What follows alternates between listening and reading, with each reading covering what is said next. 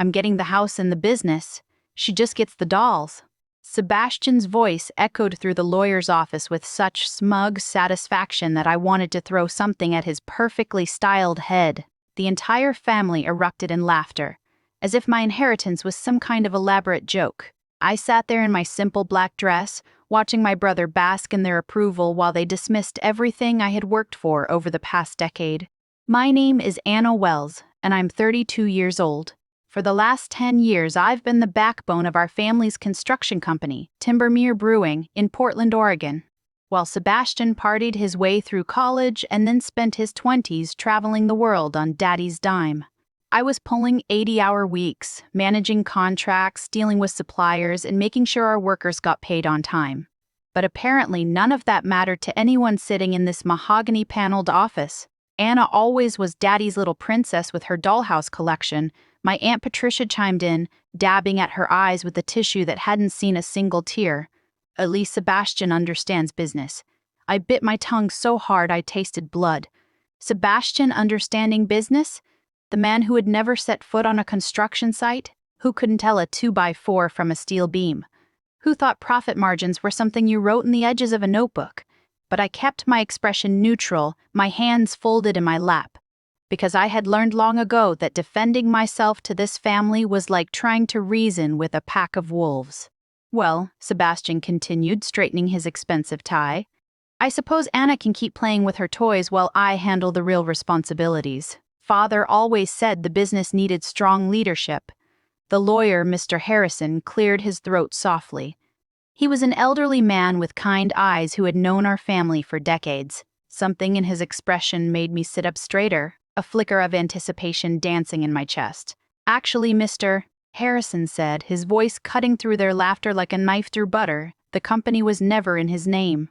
The room fell silent so quickly that I could hear the air conditioning humming in the vents. Sebastian's face went from triumphant to confused in the span of a heartbeat, and I felt something warm and dangerous spreading through my chest. After years of being dismissed, overlooked, and treated like the family disappointment, something told me that the tables were about to turn in a way that none of them could possibly imagine. Growing up as the youngest child in the Wells family meant learning early that my opinions didn't matter much. My father, Thomas Wells, was a bear of a man who had built his construction company from nothing, starting with a single truck and a handful of tools. My mother, Caroline, had passed away when I was 12, leaving me to navigate the testosterone-heavy world of construction sites and business meetings without much guidance. Sebastian, being 5 years older and the golden boy, was always destined for greatness in everyone's eyes. He played football in high school, dated the homecoming queen, and sailed through business school with average grades that everyone pretended were excellent.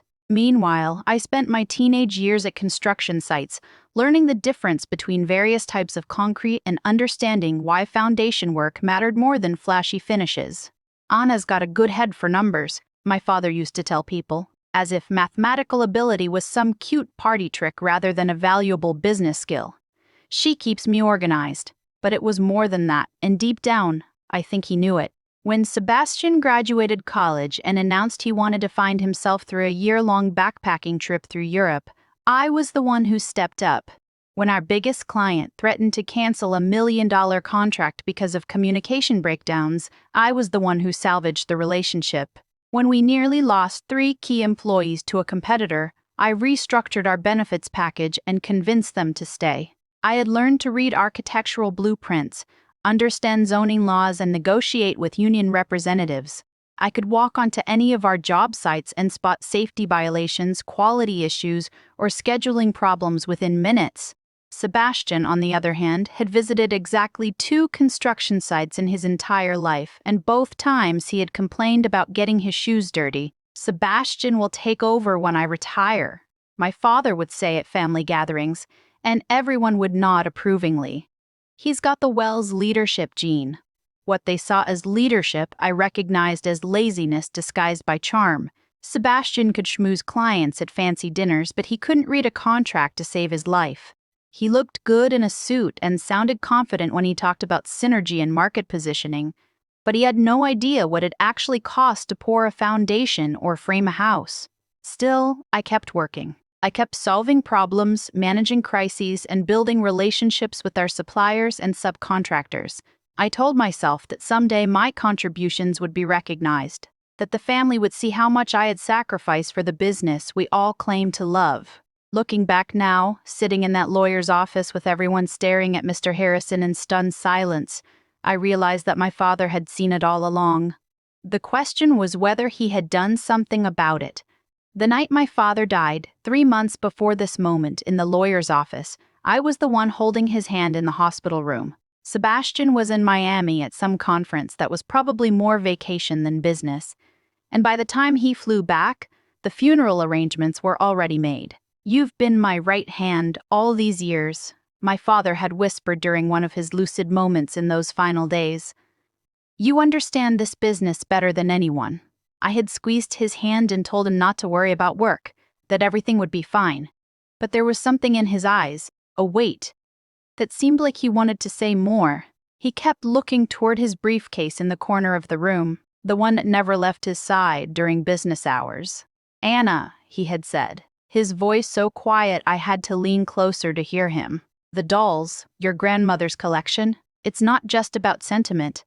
At the time, I thought he was talking about the emotional value of the antiques. My grandmother's doll collection had been passed down through generations, and while I had always found them slightly creepy, I understood their historical significance. They were beautiful pieces, some dating back to the 1800s, crafted by artisans whose work was increasingly rare. But now, watching Mr. Harrison shuffle through his papers with deliberate precision, I began to wonder if there had been layers to my father's words that I hadn't understood. "The business ownership," Sebastian demanded, his voice cracking slightly. "What do you mean? It was never in his name." Mr. Harrison adjusted his glasses and pulled out a thick folder. "Your father transferred ownership of Timbermere Brewing to Anna 5 years ago. She has been the legal owner of the company since then, though the transition was kept confidential at Mr. Chempin.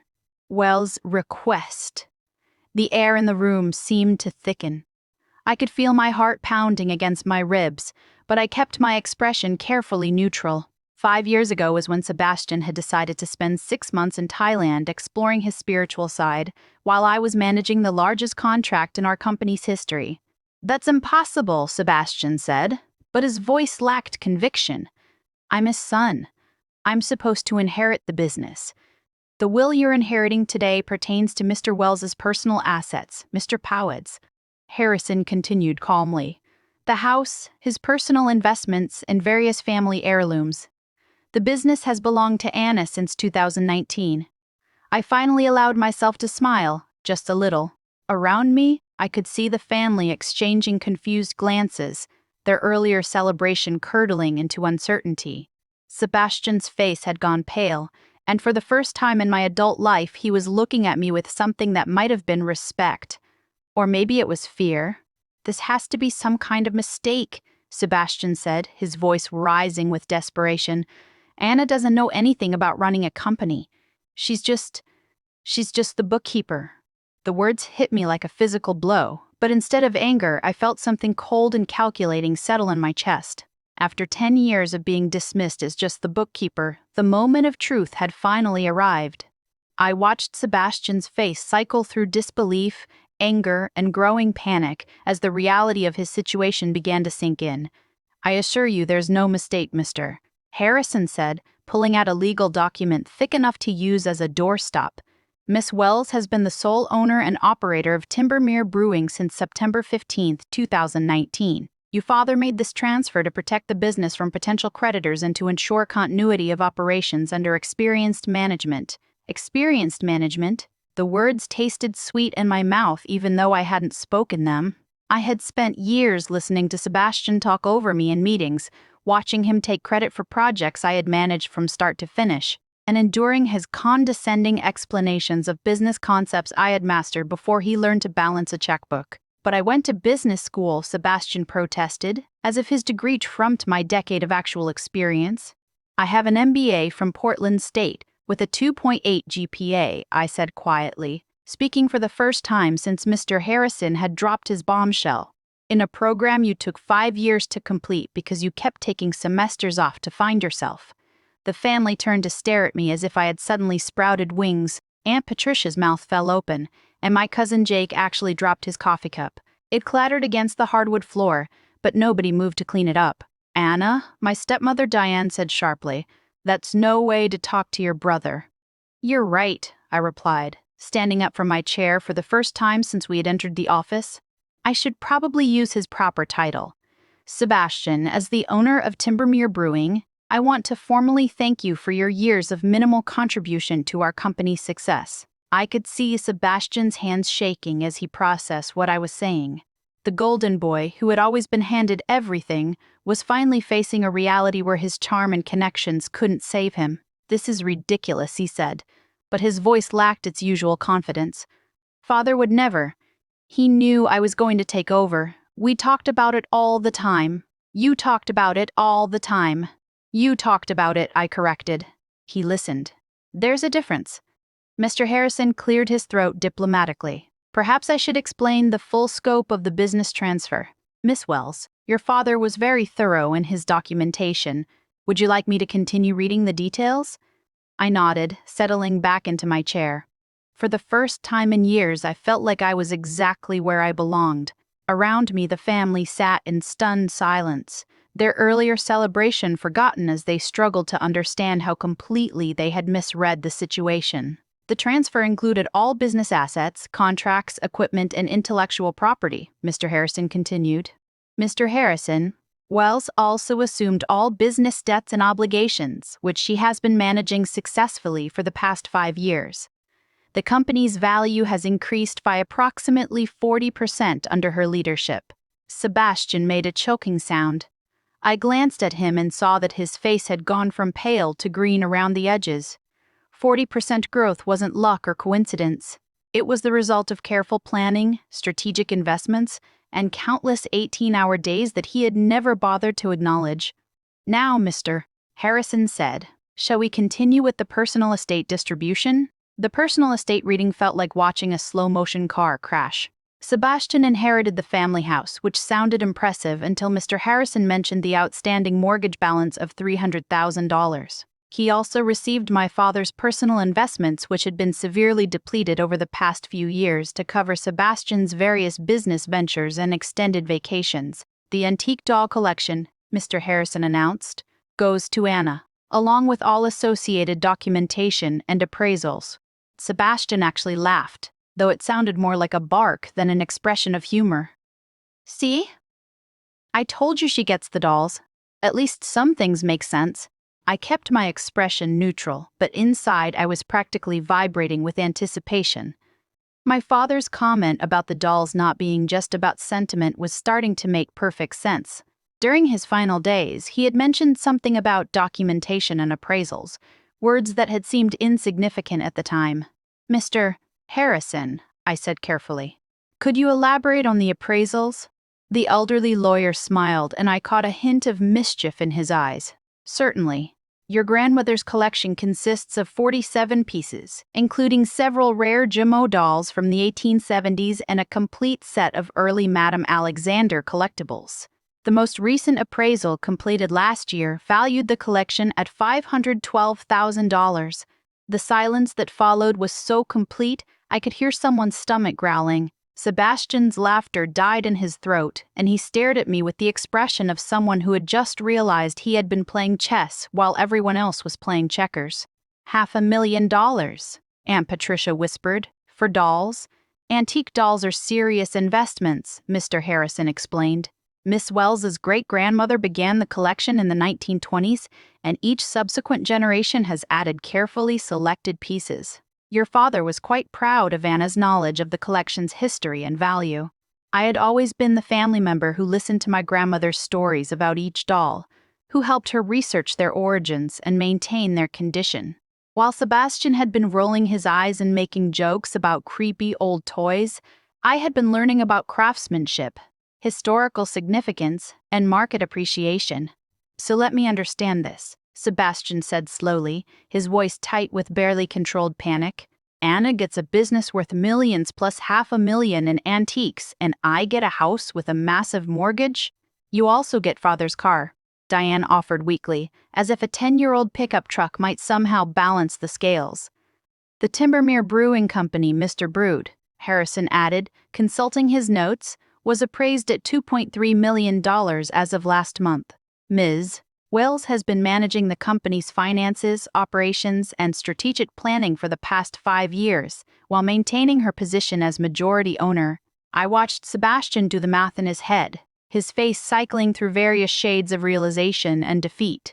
$2.3 million for the business, plus $500,000 for the dolls, plus the satisfaction of finally being recognized for my actual contributions. Meanwhile, he was looking at a house he couldn't afford to maintain, and a pickup truck that needed a new transmission. "This can't be legal," he said desperately. "There has to be something we can do." Anna tricked him somehow. "Actually," I said, standing up again and smoothing down my skirt, "I think it's time I explained exactly how this happened. 5 years ago I began, enjoying the way everyone leaned forward despite themselves. Sebastian was in Thailand finding his spiritual center while I was managing the Patterson Heights development project. You remember that one, don't you, Sebastian? The $20 million contract that almost fell through because of permitting issues?" Sebastian's eyes darted around the room, looking for support that wasn't coming. Everyone remembered the Patterson Heights project because it had been the biggest success story in our company's history. I spent 3 months working with city planners, environmental consultants, and zoning committees to resolve problems that could have cost us everything. I continued. While I was doing that, our lawyer discovered that one of our subcontractors was preparing to file a lawsuit that could have bankrupted us. Mr. Harrison nodded. "Your father was facing potential personal liability that could have extended to his personal assets, including the family home. So he called me into his office," I said, remembering that conversation as clearly as if it had happened yesterday. "He said he had been watching me handle increasingly complex responsibilities, and he wanted to protect both the business and the family. The solution was to transfer ownership to someone who actually understood the company's operations." "But why didn't he tell us?" Diane asked, though her voice lacked its earlier accusatory tone. "Because he knew exactly how you would react," I replied. "The same way you're reacting now, with shock that Anna could possibly be capable of running something more complicated than a lemonade stand." Sebastian finally found his voice again. "This is insane. You can't just give away a multi-million-dollar company without discussing it with the family." "He didn't give it away," I said, and for the first time, I allowed some steel to creep into my voice. "I earned it. Every 18-hour day, every crisis I solved, every relationship I built with our clients and suppliers. While you were posting Instagram photos from beach resorts, I was making sure our workers had jobs to come back to."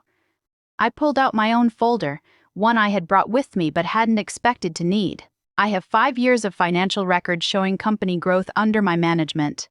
I have testimonials from clients, suppliers, and employees. I have documentation of every major decision I've made and every problem I've solved." Mr. Harrison looked impressed. "Your father mentioned you were thorough, but I didn't realize you had compiled such comprehensive records. I learned early that in this family you need to document everything if you want anyone to believe you actually did it," I said, glancing meaningfully at Sebastian. "Too many times I watched someone else take credit for my work." The room fell silent again, but this time it felt different. Instead of the shocked silence of people processing unexpected news, this was the uncomfortable quiet of people realizing they had been wrong about something fundamental. "So what happens now?" Sebastian asked, his voice barely above a whisper. I looked at my brother, this man who had spent 37 years coasting on charm and family connections, who had never questioned his right to inherit everything our father had built. For a moment, I almost felt sorry for him. "Now," I said, "you figure out how to make your own way in the world, just like I did." I gathered my papers and stood up, ready to leave the office where I had just officially become one of the wealthiest young women in Portland. But before I reached the door, I turned back one more time. "Oh, and Sebastian, the business isn't hiring right now." The aftermath of the will reading was everything I had dreamed of and more. Sebastian stumbled out of Mr. Pode Harrison's office looking like he had been hit by a freight train, while Aunt Patricia and Diane whispered furiously in the hallway about unfair surprises and ungrateful children. I walked past them all with my head held high, carrying the folder that contained 5 years of documentation, proving I had earned every penny of my inheritance. Anna, wait! Sebastian called after me as I reached the elevator. His voice had lost all its earlier arrogance, replaced by something that sounded almost like desperation. We need to talk about this.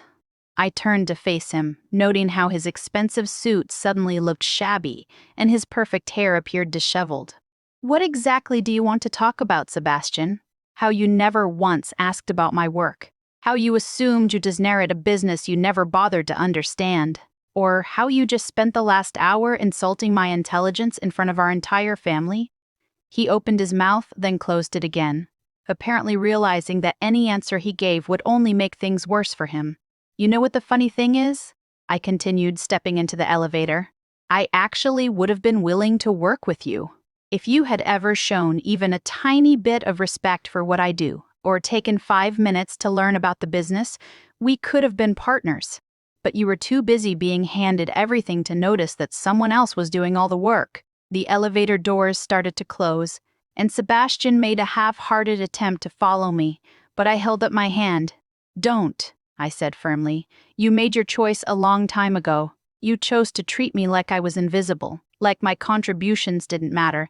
Now you get to live with the consequences. As the elevator descended, I caught a glimpse of Sebastian's reflection in the polished doors.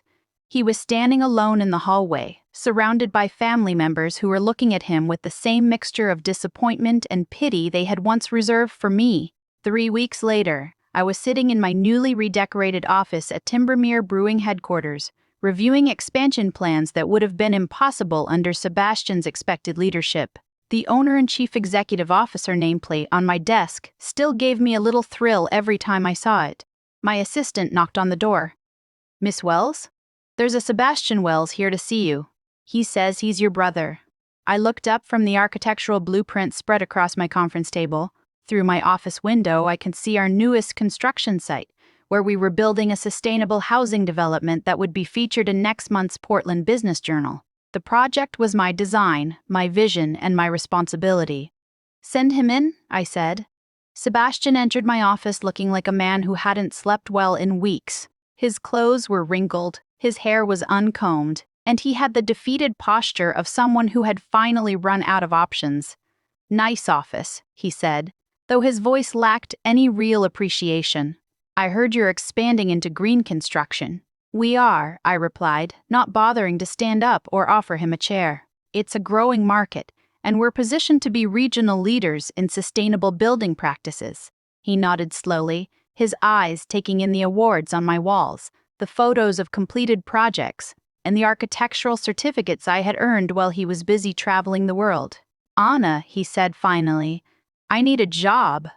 The words hung in the air between us, and I realized that this was the moment I had been unconsciously waiting for. Sebastian Wells, the golden boy who had never worked a day in his life, was asking his little sister for employment. I'm sorry, I said, and meant it, but we're not hiring. Sebastian's life unraveled quickly after the will reading, as word spread through Portland's business community about the dramatic reversal of fortune at Timbermere Brewing. His reputation as a future business leader crumbled when people learned he had expected to inherit a company that his sister had actually been running for years. While his lack of real experience became painfully obvious when he tried to find employment in construction or development firms that knew the Wells family history, the family house became a financial burden he couldn't manage, forcing him to take a job as a sales associate at a car dealership while struggling to make mortgage payments on a property he couldn't afford to maintain.